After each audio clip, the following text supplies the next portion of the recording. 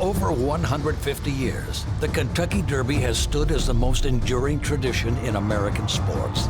And in our time, one stallion is reshaping its legacy. Back-to-back Derby winners. His first son at stud siring another. A dynasty in motion. A motion that again has forward momentum toward Louisville, with another elite crop of 3-year-olds bearing his genes. Spendthrift Farm, home of Into Mischief.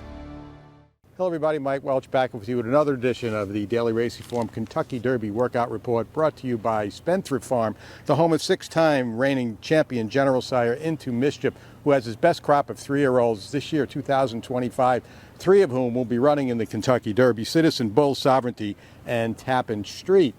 Today, a relatively quiet day. We had one workout, one Derby workout, one Oaks workout, but it was the first sighting this morning of the likely Derby favorite, the Derby favorite, Journalism, who arrived here yesterday, was out on the track today, and had a relatively busy morning for a horse that made that long journey from California yesterday. And boy, he made a great appearance. The first impression was a terrific one. Those of us, or those of you who might be looking to beat the favorite in this year's Derby, going to have a hard time convincing yourself to do so after watching him train here this morning, after watching tapes of his work.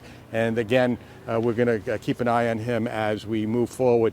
He still does have, I believe, one more Derby workout coming here over the weekend. But like I said, a great first impression. Rodriguez also out on the track today for the first time. He arrived yesterday as well for trainer Bob Baffert. So we saw the Santa Anita Derby winner today.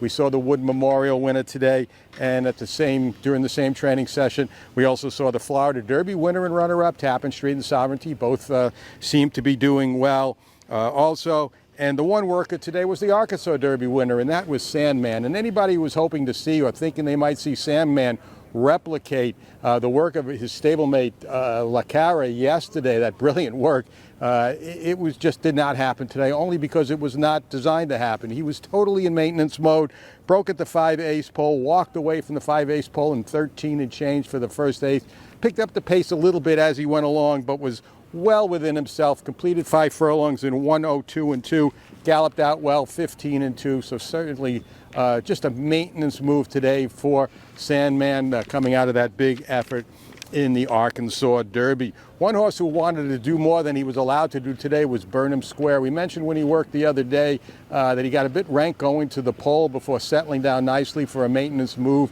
of his own. Well, he was full of himself coming out again today, but he's wearing some equipment. He's got a set of rings on, but ones that allow the rider a lot more control of the horse. He had his head bowed most of the way, looking like he wanted to do a lot more, which I took as a positive sign for Burnham Square. Not the most imposing horse physically, but certainly very, very talented.